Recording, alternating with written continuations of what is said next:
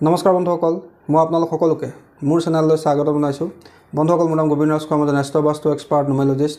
বন্ধুসকল, আপোনালোকৰ সুবিধাৰ্থে মই চেনেলটোত বাস্তুৰ সম্পৰ্কে, সংখ্যাতত্বৰ সম্পৰ্কে, জ্যোতিষৰ সম্পৰ্কে, তাৰ লগতে আপোনালোকৰ বিভিন্ন সমস্যাৰ সমাধানৰ উপায়সমূহৰ সম্পৰ্কে আলোচনা কৰি থাকোঁ। গতিকে যদিহে আপোনালোকৰ মোৰ চেনেলৰ ভিডিঅ'সমূহ চাই ভাল লাগে, অনুগ্ৰহ কৰি মোৰ চেনেলটো ছাবস্ক্ৰাইব কৰিব, ভিডিঅ'সমূহ লাইক কৰিব, কমেণ্ট কৰিব আৰু যিমান পাৰে শ্বেয়াৰ কৰিব।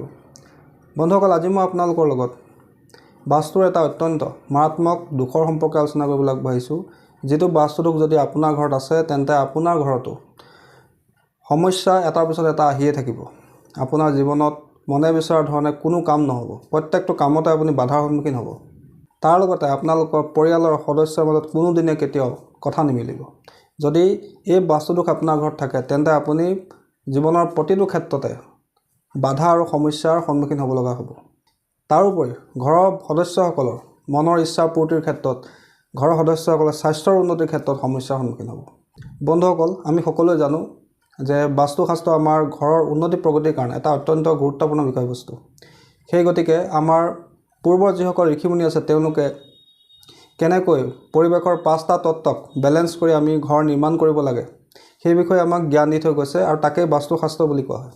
বাস্তুশাস্ত্ৰৰ এটাই অৰ্থ হৈছে যে প্ৰকৃতিৰ 5টা তত্ত্বৰ লগত কিদৰে বেলেঞ্চ কৰি নিজৰ ঘৰখন আপুনি বাস্তুসন্মতকৈ নিৰ্মাণ কৰি সুখে সমৃদ্ধিৰে থাকিব পাৰে, তাৰেই জ্ঞান আমাক বাস্তুশাস্ত্ৰই প্ৰদান কৰে।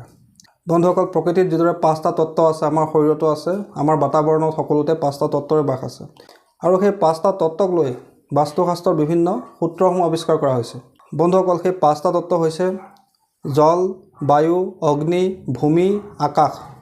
বন্ধুসকল, এতিয়া কথা হ'ল, যিটো বাস্তু দোষৰ সম্পৰ্কে মই আপোনালোকক ক'বলৈ আগবাঢ়িছোঁ, সেই বাস্তু দোষটোক বাস্তুশাস্ত্ৰক দুৱাৰ বেদ বুলি কোৱা হয়। দুৱাৰ বেদৰ অৰ্থ হৈছে আপোনাৰ দুৱাৰখন, ভাগ্যৰ দুৱাৰখন বন্ধন কৰি ৰখা।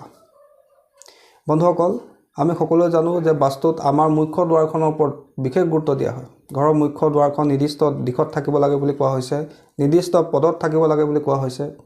তাৰ লগতে মুখ্য দুৱাৰখন বাকীবোৰ দুৱাৰতকৈ ডাঙৰ থাকিব লাগে বুলি কোৱা হৈছে। মুখ্য দুৱাৰখন কাঠৰ হ'ব লাগে, দুপলীয়া হ'ব লাগে, ভিতৰৰ ফালে খোলা হ'ব লাগে। মুখ্য দুৱাৰখনত দুৱাৰদলি থাকিব লাগে বুলি কোৱা হৈছে।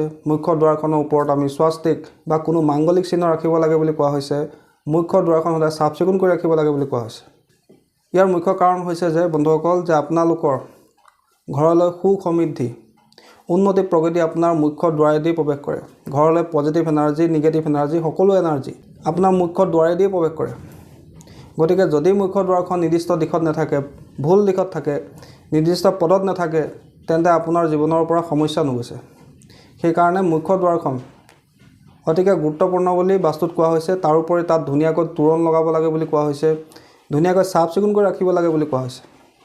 বন্ধুসকল, এতিয়া কথা হ'ল, দুৱাৰ ভেদ কেনেকৈ সৃষ্টি হয়।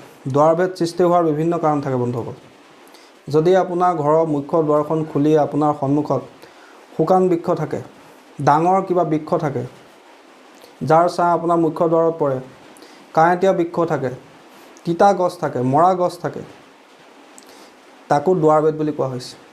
আপোনাৰ ঘৰৰ মুখ্য দুৱাৰখন খোলা মাত্ৰকে যদি আপুনি ইলেক্ট্ৰিচিটি পোষ্ট দেখিবলৈ পায়, ট্ৰেন্সফৰ্মাৰ দেখিবলৈ পায়, তাকো দুৱাৰ ভেদ বুলি কোৱা হৈছে। যদি আপোনাৰ দুৱাৰখন খোলা মাত্ৰকে সন্মুখত আপোনাৰ গাঁত থাকে, ডাঙৰ পুখুৰী থাকে, সন্মুখত যদি লেতেৰা বস্তুৰ দম থাকে, তাকো দুৱাৰ ভেদ বুলি কোৱা হৈছে। যদি আপোনাৰ মুখ্য দুৱাৰৰ সন্মুখত টি পইণ্ট থাকে, অৰ্থাৎ এটা ৰাস্তাই আহি আপোনাক ডাইৰেক্ট আপোনাৰ ঘৰৰ টি নিচিনাকৈ হিট কৰে, তাকো দুৱাৰ ভেদ বুলি কোৱা হৈছে। যদি আপোনাৰ মুখ্য দুৱাৰৰ সন্মুখত ডাঙৰ গাঁত বা কুঁৱা থাকে, তেতিয়াও তাক দুৱাৰ ভেদ বুলি কোৱা হৈছে। যদি আপোনাৰ মুখ্য দুৱাৰখন খুলিয়েই আপোনাৰ সন্মুখত যদি ৰাজহুৱা ধাৰ্মিক স্থান থাকে, যেনেকৈ নামঘৰ হওক, মন্দিৰ হওক, তাকো দুৱাৰ ভেদ বুলি কোৱা হৈছে। গতিকে বন্ধুসকল, এইখিনি কাৰণ যদি আপোনাৰ ঘৰতো খাটিছে, তেন্তে আপুনি জানি লওক আপোনাৰ ঘৰতো দুৱাৰ ভেদৰ সমস্যা আছে, আৰু দুৱাৰ ভেদক বাস্তুশাস্ত্ৰত অত্যন্ত ডাঙৰ বাস্তুদোষ বুলি কোৱা হৈছে। এই বাস্তুদোষে আপোনাৰ জীৱনৰ আয় উন্নতিক বাধাগ্ৰস্ত কৰে, ভাগ্যৰ উন্নতিৰ ক্ষেত্ৰত সমস্যাৰ সৃষ্টি কৰে। যিহেতু আপোনাক আগতেই মই ক'লোঁ যে আপোনাৰ মুখ্য দুৱাৰখনেই দি আপোনাৰ ঘৰলৈ পজিটিভ এনাৰ্জি প্ৰৱেশ কৰে। আপোনাৰ ঘৰলৈ লক্ষ্মীৰ আগমন হ'লেও মুখ্য দুৱাৰেদিয়েই হয়। দুৰ্ভাগ্য, সৌভাগ্য, যিকোনো ধৰণৰ এনাৰ্জি আপোনাৰ মুখ্য দুৱাৰেদি ঘৰত প্ৰৱেশ কৰে। গতিকে মুখ্য দুৱাৰখনৰ সন্মুখত যদি ডাঙৰ কিবা বৃক্ষ থাকে, মুখ্য দুৱাৰ সন্মুখত কাৰেণ্টৰ পোষ্ট ইলেক্ট্ৰিচিটি পোষ্ট থাকে, লেতেৰা জাবৰৰ দম থাকে, গাঁত থাকে, কুঁৱা থাকে, মৰা গছ থাকে, কাঁইটীয়া গছ থাকে, তেন্তে আপোনাৰ ঘৰখনৰ উন্নতিৰ ক্ষেত্ৰত বাধাগ্ৰস্ত হোৱাটো 100% চিয়ৰ।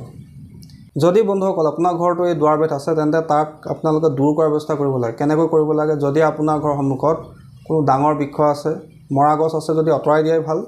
যদি কাঁইটীয়া বৃক্ষ আছে, তাক আঁতৰাই দিয়াই ভাল।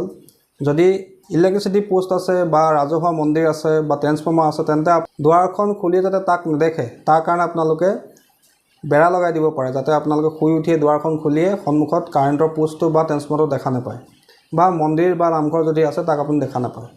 যদি সন্মুখত গাঁত আছে বা পুখুৰী আছে, তেন্তে আৰ্ট ফিলিং কৰিবলৈ চেষ্টা কৰিব। দুৱাৰখন খোলা মাত্ৰকে যদি সন্মুখত কুঁৱা আছে, তেন্তে সেই কুঁৱাটো পাৰিলে তাৰ পৰা আঁতৰাৰ ব্যৱস্থা কৰিব। যদি ঘৰৰ সন্মুখত তিতা, কাঁইটীয়া, টেঙা জাতীয় কিবা বৃক্ষ আছে, তাক আঁতৰাই দিবলৈ ব্যৱস্থা কৰিব, যাতে দুৱাৰখন খোলা মাত্ৰকে আপুনি এনেধৰণৰ বৃক্ষ দেখা নাপায়। বন্ধুসকল, মই যিখিনি কথা আপোনালোকক ক'লোঁ সম্পূৰ্ণ পৰীক্ষিত। আপোনাৰ ঘৰৰ সন্মুখতে যদি বহুত ডাঙৰ গছ আছে, যাৰ ছাঁ আপোনাৰ মুখ্য দুৱাৰত পৰে, আপোনাৰ ঘৰৰ সন্মুখতে যদি শুকান গছ আছে, মৰা গছ আছে, কাঁইটীয়া গছ আছে, টেঙা গছ আছে, তিতা গছ আছে, তেন্তে আপুনি চাব আপোনাৰ কামবিলাক কেতিয়াও সুকালমে নহয়।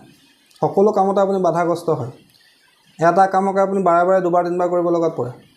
ভাগ্যই আপোনাক সহায় নকৰে।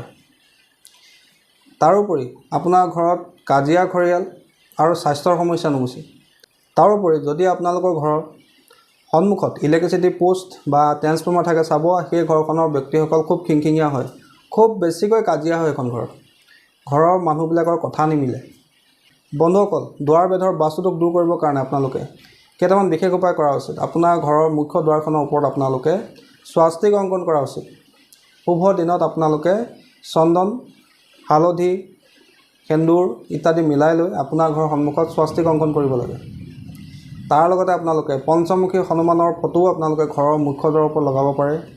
আপোনাৰ ঘৰৰ মুখ্য দুৱাৰৰ সন্মুখত সোঁ ছাইডে কলগছ, টাব এটাত কলগছ আৰু বাওঁ ছাইডে আপোনালোকে তুলসীৰ বৃক্ষ ৰোপণ কৰি ৰাখিব পাৰে। এনে কৰিলেও দুৱাৰ বেদৰ সমস্যা, বাস্তুদোষ আপোনাৰ দূৰ হয়। তাৰোপৰি আপোনালোকে আপোনাৰ ঘৰৰ মুখ্য দুৱাৰৰ ওপৰত পঞ্চধাতুৰ স্বাস্তিকো আপোনালোকে ওলোমাই ৰাখিব পাৰে, যাতে আপোনালোকৰ ঘৰখন দুৱাৰ বেদৰ সমস্যাৰ পৰা মুক্ত হৈ থাকে। বন্ধুসকল, এই চিম্পুল উপায়কেইটা আপোনালোকে কৰি চাব, নিশ্চয় ইয়াৰ পৰা আপোনালোকে ভাল ফল লাভ কৰিব। আশা কৰিছোঁ আজি আপোনালোকৰ এই ডাঙৰ বাস্তুদোষটোৰ সম্পৰ্কে জানি ভাল লাগিলে। লগতে ইয়াৰ উপায় হিচাপে আমি কি কৰা উচিত সেই বিষয়ে আপোনালোকে গম পালে। যদি আপোনালোকৰ ভিডিঅ'টো চাই ভাল লাগিলে, অনুগ্ৰহ কৰি ভিডিঅ'টো লাইক কৰি দিব, কমেণ্ট কৰিব আৰু মোৰ চেনেলটো ছাবস্ক্ৰাইব কৰিব। ধন্যবাদ।